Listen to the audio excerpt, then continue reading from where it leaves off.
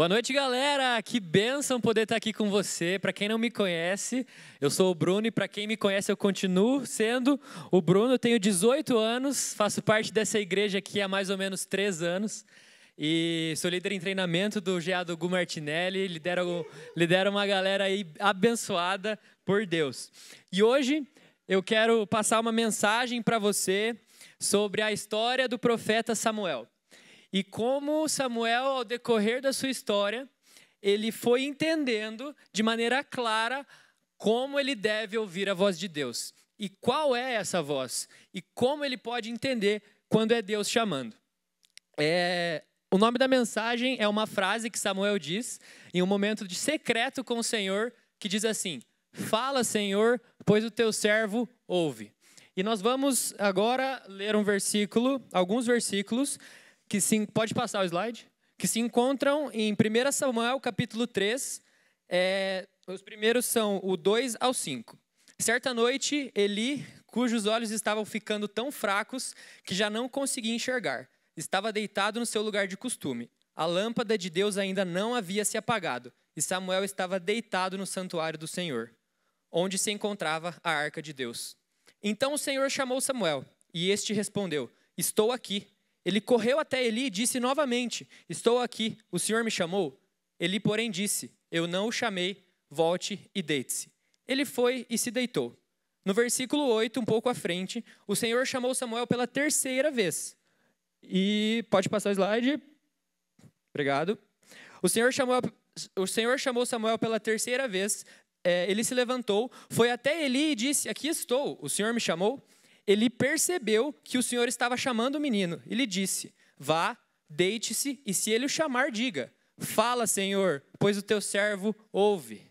Então Samuel foi deitar-se em seu lugar. Deus veio e ali esteve, e o chamou como das outras vezes: "Samuel, Samuel."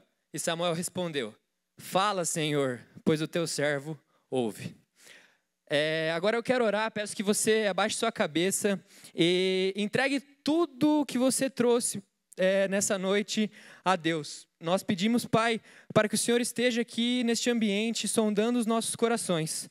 A Ti nós rendemos graças, porque o Senhor é bom e sempre nos ouve. Pai, quebranta os nossos corações para que nós possamos entender a voz que nós devemos ouvir, a voz que vem do céu sobre a nossa vida, a voz que vem do céu sobre o nosso lugar de secreto, e que o Senhor coloque, Pai, na minha vida e na vida desses jovens, uma fome, uma sede de poder Te encontrar em ambientes de secreto, Pai.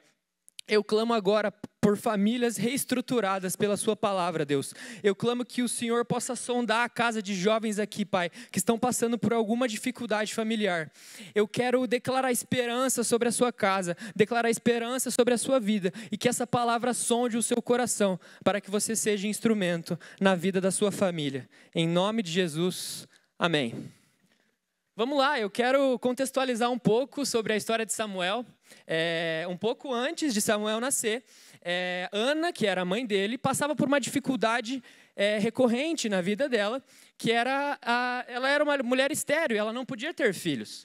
E o seu marido, Eucana, era um homem que se relacionava com outra mulher chamada Penina, e ela tinha filhos. Então, Ana vem de uma estrutura onde a Bíblia vai dizer que Ana passava por angústias e se via longe da presença de Deus.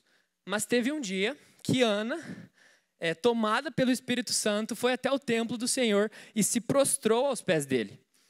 Ana se entregou de uma maneira simples e de uma maneira amorosa diante de Deus.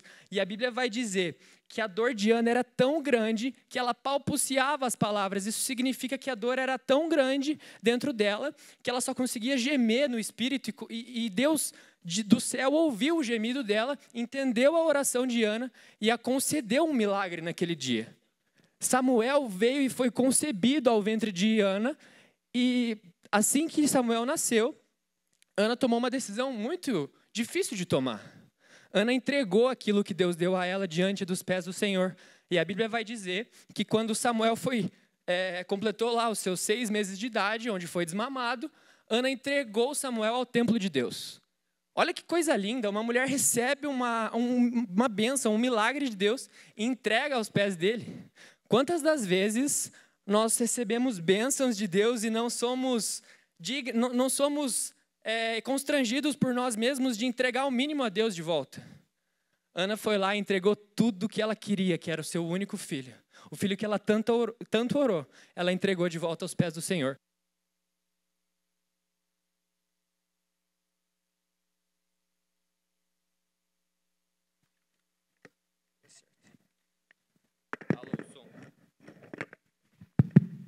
Foi.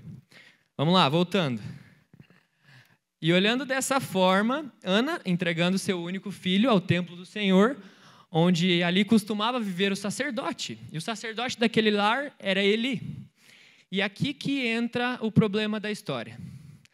Samuel se vê num ambiente de um lar desestruturado. A Bíblia vai dizer que Eli era um péssimo sacerdote, um péssimo pai para seus filhos. Ofni e Finéias, a Bíblia vai dizer, os filhos de Eli, a Bíblia vai dizer, em 1 Samuel 2, no versículo 12, que os filhos de Eli eram perversos e não se importavam com as coisas do Senhor e nem cumpriam os deveres de sacerdotes para com o povo. Então, a realidade da época era que, quando um sacerdote tinha filhos, os filhos deveriam seguir como sacerdotes no templo. E eu vou dizer para você que Eli se encontrava sem esperanças. Ele se encontrava em um momento onde ele já estava ficando cego, já estava ficando obeso, não conseguia mais lidar com as coisas do templo, ele não tinha quem designar serviço, designar trabalho para que o templo continuasse a ser uma casa onde as pessoas encontravam a Deus, onde o sacerdote podia conectar Deus às pessoas e as pessoas com Deus, pela sua própria vida. Mas havia uma esperança. Havia uma esperança onde uma mulher, há anos atrás, orou e recebeu um milagre de Deus e entregou esse milagre à casa do Senhor. E eu quero dizer nessa noite que ele poderia ter se visto como vítima, como um homem que não soube criar os seus filhos, como um homem que não recebeu alguma bênção de Deus, que não conseguiu criar os seus filhos, mas Deus trouxe uma esperança para a casa de Eli, amém? Deus trouxe o profeta Samuel aquela noite. E eu quero dizer para vocês que, pode passar o slide, que a linguagem de amor de Deus é o trabalho. Eu vou ler 2 versículos aqui, rapidinho. O primeiro é João 15:15. Já não vos chamo servos, porque o servo não sabe o que faz o seu senhor. Em vez disso, eu tenho vos chamado amigos, porque tudo que ouvi do meu Pai, tornei conhecido a vocês. O segundo versículo é Gênesis 1:28. Deus os abençoou e lhes ordenou: sejam férteis e multiplicai-vos, povoai e sujeitai toda a terra, dominai sobre os peixes do mar, sobre as aves do céu e sobre todo animal que rasteja sobre a terra. Eu vou fazer uma analogia para você conseguir entender sobre a fala que Samuel disse lá no capítulo 3 de 1 Samuel. Fala, Senhor, pois o teu servo te ouve. Eu vou dar ênfase agora na palavra servo. O que é ser servo de Deus? Um servo de Deus é aquele que faz a vontade de Deus segundo aquilo que Deus deu a ele. Então nós somos servos todos os dias e nós devemos ser servos. E aqui, Deus não chama o homem a primeira vez para ter um tempo de mesa. Deus chama o homem para criar. Deus chama o homem para servir a ele e proliferar a terra e cuidar dos animais da terra e fazer com que essa terra seja viva. Essa era a missão de Adão, proliferar essa terra, proclamar o nome de Deus através das suas atitudes. E em João também, Jesus vai dizer que os servos são aqueles que são os seus amigos. Então Jesus nos chama a ter uma intimidade com ele. Deixa eu tomar uma água rapidinho, estou ficando nervoso.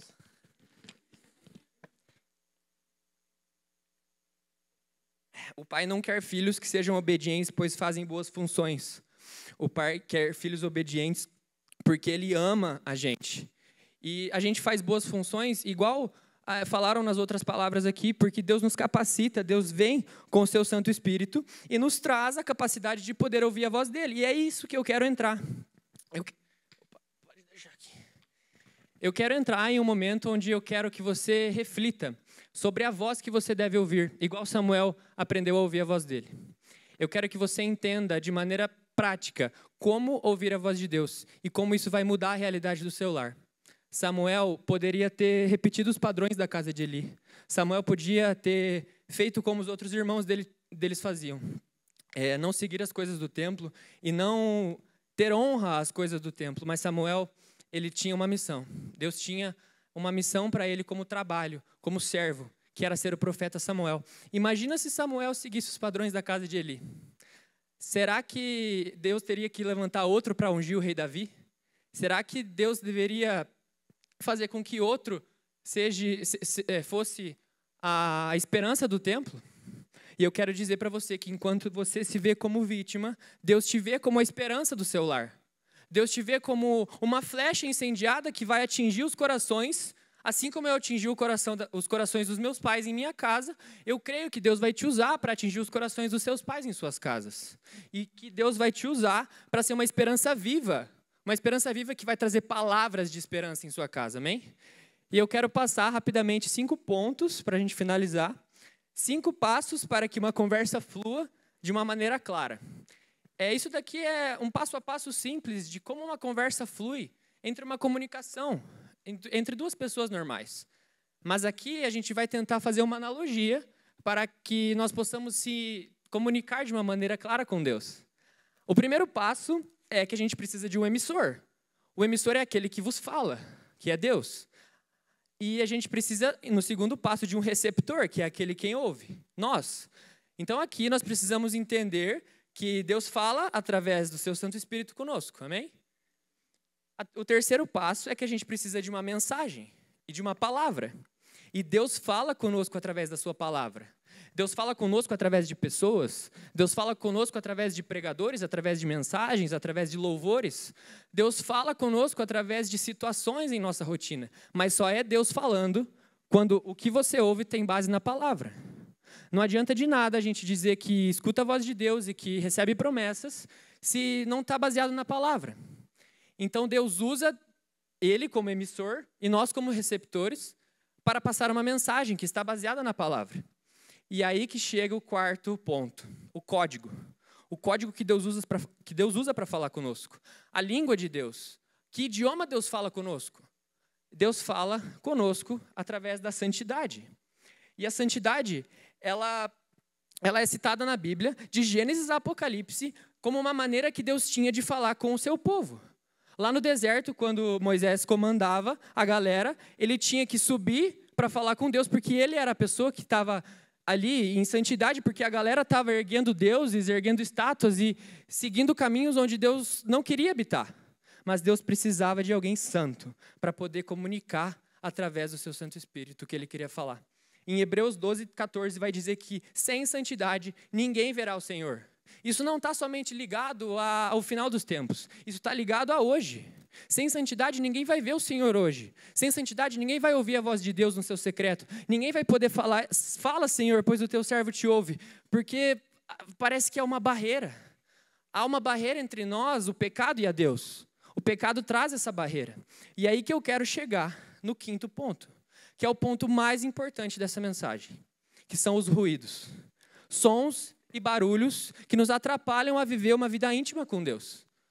São coisas que acabam nos frustrando em nossa vida, que eliminam o lugar de Deus em nós. O que tem tirado o seu foco das coisas de Deus? O que tem se tornado um ídolo para você, que tem tirado a voz de Deus e tem impedido com que Ele fale sobre você? Quais são as coisas que você precisa renunciar para que lá no seu secreto você diga, fala Senhor, pois o teu servo ouve?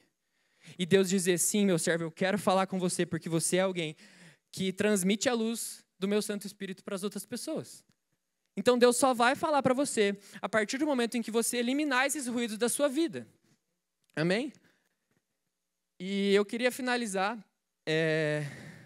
dizendo uma frase que me impactou quando eu ouvi e que eu quero que seja realidade na vida de vocês, na vida da casa de vocês, porque funcionou para mim.